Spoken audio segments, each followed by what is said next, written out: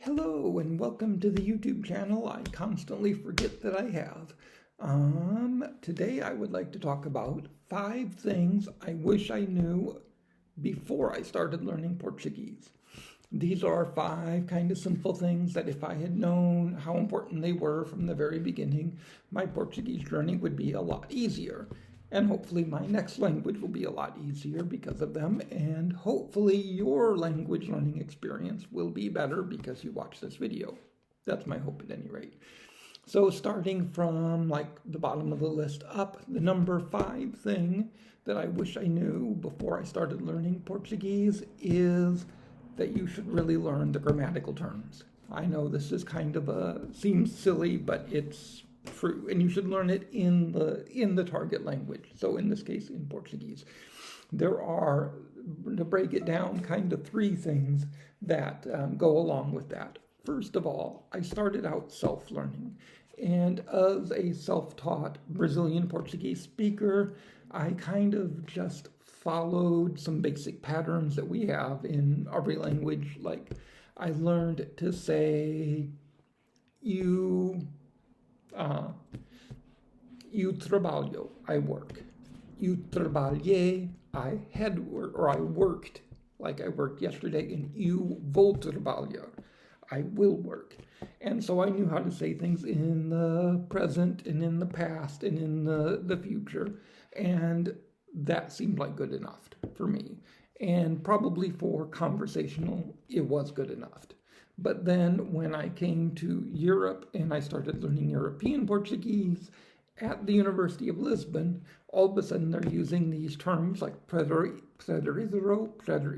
perfecto simples, and preterizero imperfecto do composto, and I'm totally lost.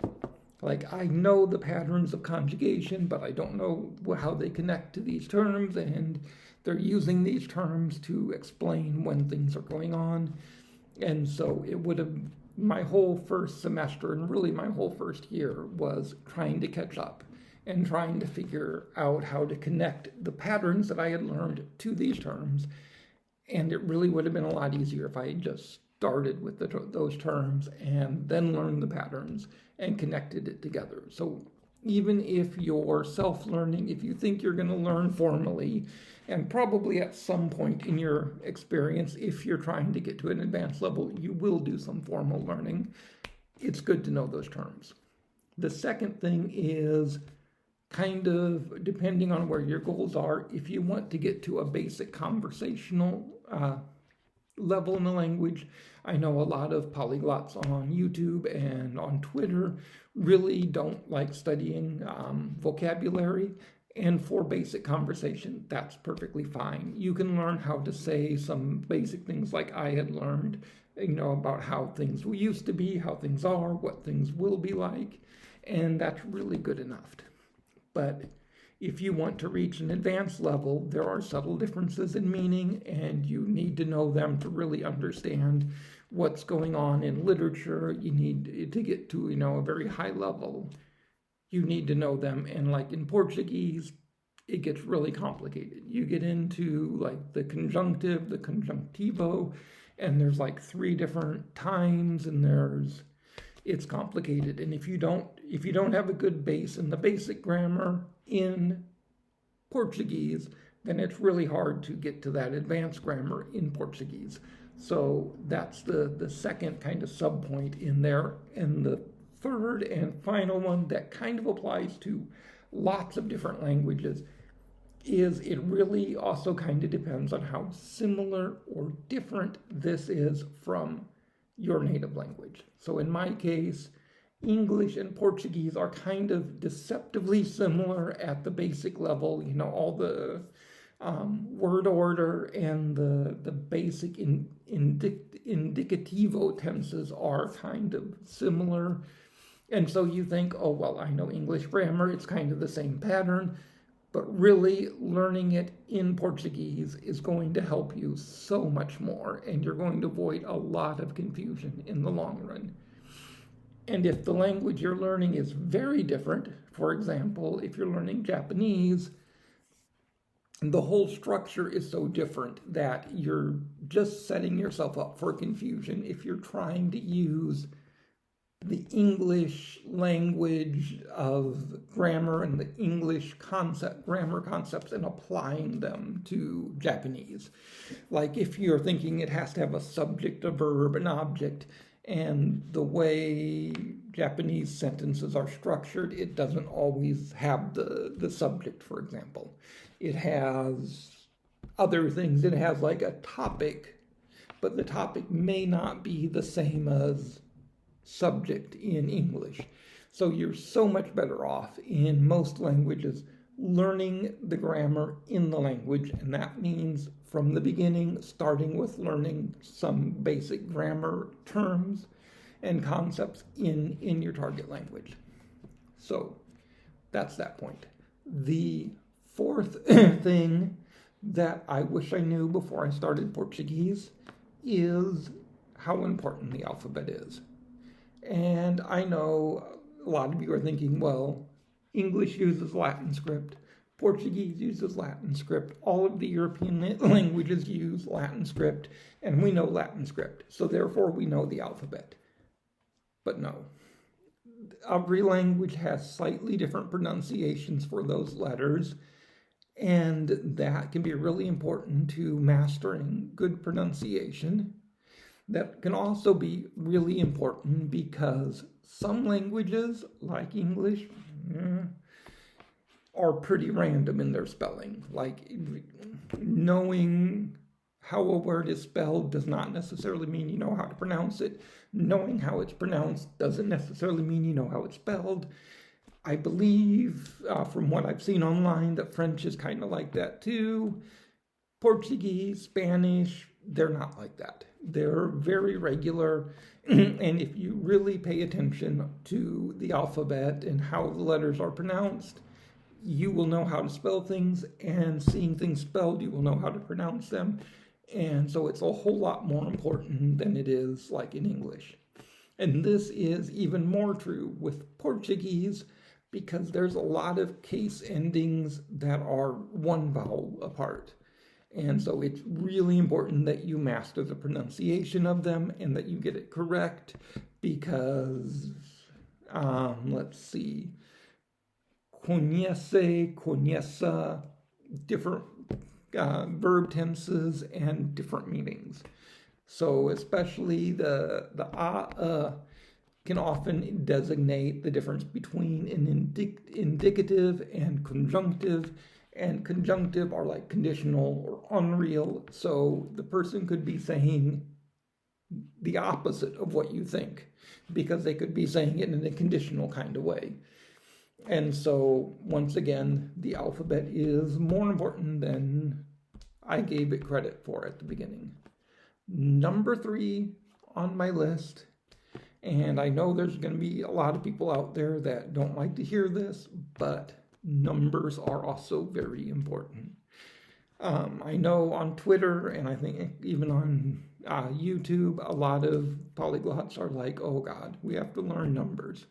Like, we all know we have to learn the digits, the 1 through 10, because you can't speak a language and not know at least basic counting. But big numbers, like counting off, 1984, that's not easy at first. It takes a lot of practice. It doesn't roll off your tongue. And that's dates. That's also money.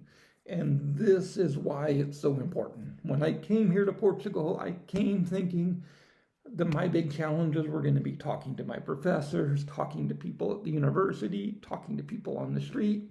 No, that's the easy part. The hard part is when you're in a cafe or in a shop and the shopkeeper isn't looking at you, isn't paying that much attention, and they rattle off the bill and then expect you to pay. And you're like, what? I didn't hear that. That's the hardest listening that I've dealt with so far, is to hear those numbers when people are rattling them off quickly. And so I really do wish towards the beginning I had spent more time really practicing numbers. So that's it. Now, my top 2. And my top two are true for all Romance languages. And so whether you're learning Portuguese or Spanish or Italian or French, these are big ones. Number 2 on the list. Always learn the article with the noun. So we all struggle with gendered languages. And so this might even help you with like German, because that's also a gendered language. We all have little ideas or rules for what makes a word feminine or masculine, but none of those rules actually work. There's always exceptions and exceptions and exceptions. There's an exception in Portuguese that's actually kind of brilliant once you learn this. There's this little phrase that one of my teachers taught me that I just love now, and I'm going to share it with you. Os problemas sempre são masculino e as soluções sempre são feminina. So what this is referring to is problema. Ends in an A, you think it's going to be a feminine word because in most Portuguese and Spanish words, if they end in A, they're feminine. But it's not. It's male. It's o problema. So this is how you remember it. Problems are always masculine. Solutions are always feminine. So there you go. Remember that. But aside from like silly things like that, there's no real way to learn other than just to memorize. But there is a trick that makes it much easier to memorize if a word is masculine or feminine, and that's to learn the article with the word. So you don't make a Quizlet or an Anki deck or a old-fashioned flashcards with casa, house. It's a casa, the house. You don't write trabalho, work. It's o trabalho, the work. And that way, when you memorize it that way, you know whether it's a masculine or feminine word because you know the article that goes with it. And it makes things so much easier. They started us doing that at the institute where I take lessons now. And you write down a word, you write down the article with it, and it makes it so much easier. Which brings us to the first top number one thing I wish I knew before I started Portuguese that would make my journey a lot faster, a lot easier, and a lot more enjoyable. And that is when you learn a verb, learn the prepositions that go with the verb. This is kind of like the last one. Certain verbs use certain prepositions. Prepositions are terrible in every language I've ever studied because there's not a lot of rhyme or reason to why certain prepositions are used in one language for something and in another language they use a different preposition. The example I always give in English that makes zero sense is when we watch something on television. But the show we're watching is not on the television, it's in the television. It's coming from inside the television for us to see. It's not on top of, which is what the preposition would seem to say. But every language has issues like that, where the prepositions you have to learn them. And again, you just have to memorize them. But it's so much easier to memorize each verb that it takes certain prepositions and that makes certain meanings. So, certain precisar, need, de, precisar de, sempre, always, precisar de. You have a need of. So then you just kind of know, okay, I have a need of. So if I'm using this verb, we use this preposition. And coming at it from the point of view of the verbs is so much easier than trying to later go, okay, preposition de, of, when do I use that and when don't I? Well, it depends on the verb. So learn it with the verb and you will save yourself a super lot of time. And those are my top 5 things. I probably could come up with more if I wanted to really sit here and think about it, but I've already wasted 15 minutes of your time. So thank you for watching this video. Like I say, I always forget that I have this channel and don't make new videos. So subscribe to find out if I remember to make another video. And I hope you have a good day.